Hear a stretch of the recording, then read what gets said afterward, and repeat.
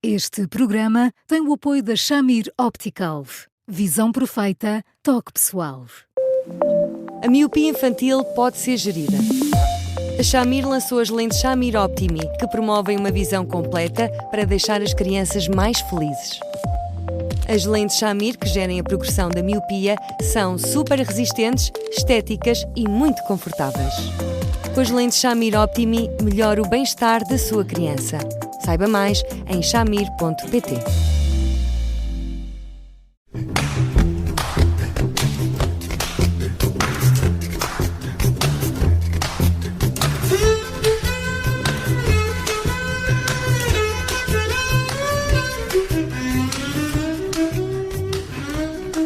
Bem-vindos a mais um Porque Sim Não É Resposta. Eu sou a Judite França, estou com o Bruno Vieira Amaral e, claro, com o psicólogo Eduardo Sá.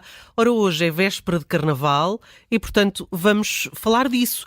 É um escape à realidade, Eduardo. Olá, boa tarde. Olá Judite, olá Bruno. Olá Eduardo.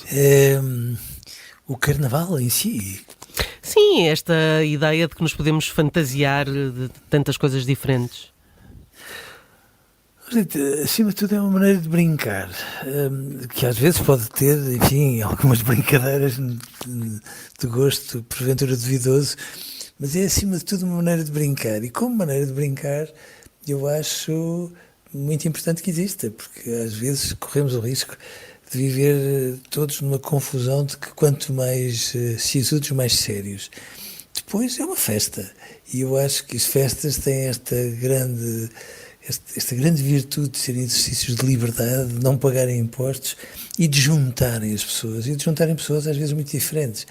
É inacreditável ver em vários cursos carnavalescos de norte a sul do país como as trupes acabam por englobar pessoas com as formações mais diversas, que se envolvem de uma maneira muito intensa, às vezes trabalham arduamente um ano inteiro para que depois possam desfilar. E em vez de cultivarem uma certa vergonha, uma inibição, uma timidez, pelo contrário, quando estão no meio de uma trupe,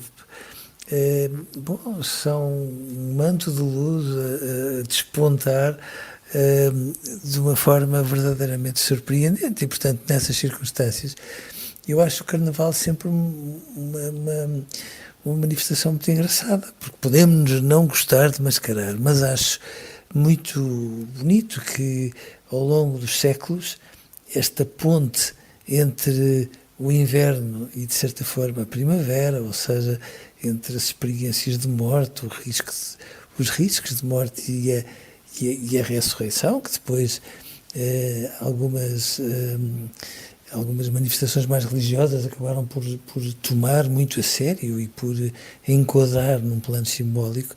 Eu acho tudo isto uma forma muito engraçada das pessoas se expandirem, de darem um salto para fora delas e deixarem aquele lado carrancudo e sisudo que muitas vezes levam por diante todos os dias.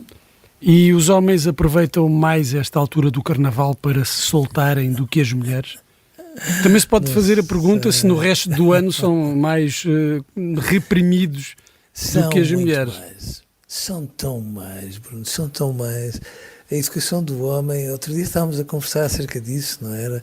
A educação do homem é muito repressiva e parte um pouco desta ideia de que quanto mais assumirem uma postura distante, quanto mais engolirem os sentimentos, sejam eles quais forem, às vezes mais sérios se tornam, o que não tem graça nenhuma.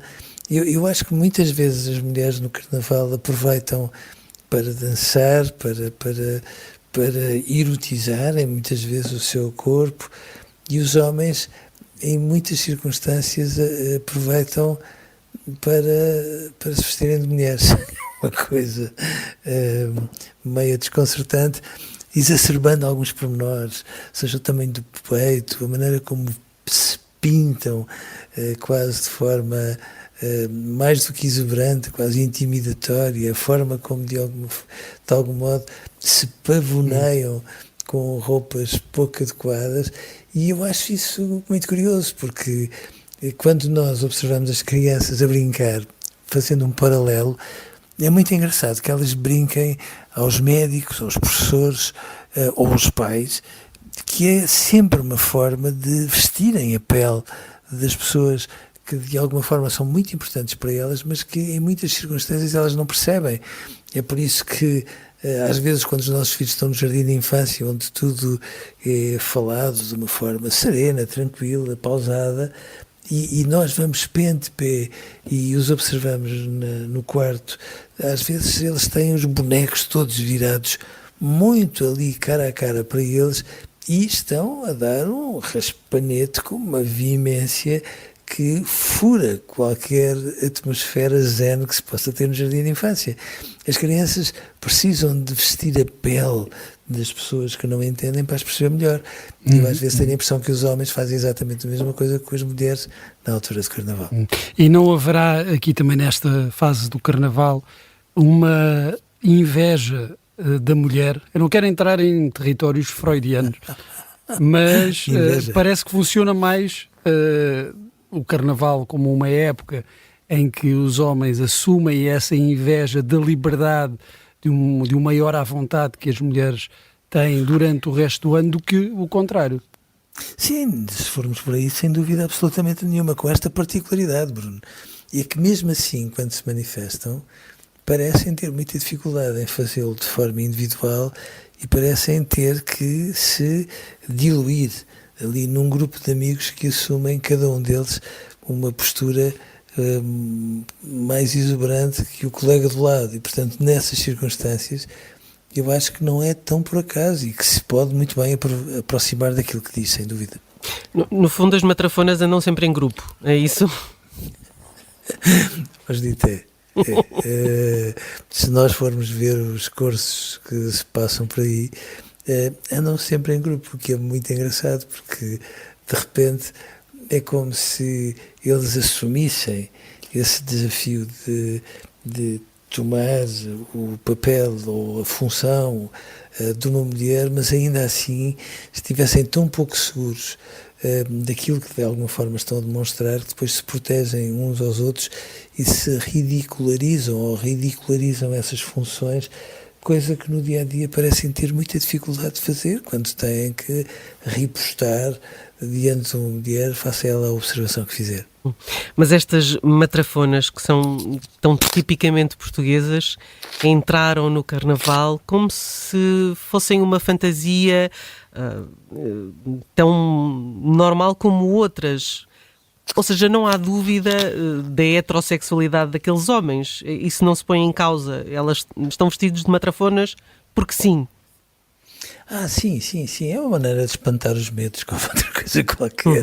O que é curioso, sabe? Porque é curioso e é estranho ao mesmo tempo, porque aquilo que dá a entender é que há de facto uma grande curiosidade, um grande fascínio pelo mundo feminino, mas depois parece haver uma pontinha de medo, a ponto de ser preciso qualquer coisa de muito exuberante como isto para irem espantando aquilo que são as características femininas que muitos homens não entendem muito bem e que desta forma tentam corporizar de maneira a ridicularizar aquilo que noutras circunstâncias simplesmente nos mete medo.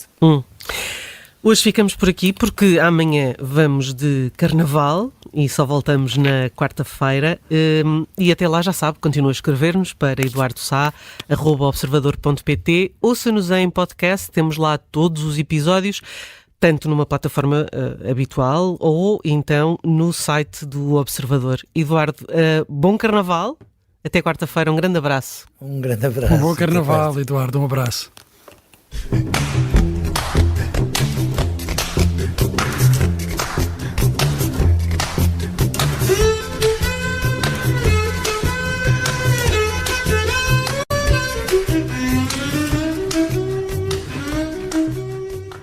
Este programa tem o apoio da Shamir Optical. Visão perfeita, toque pessoal.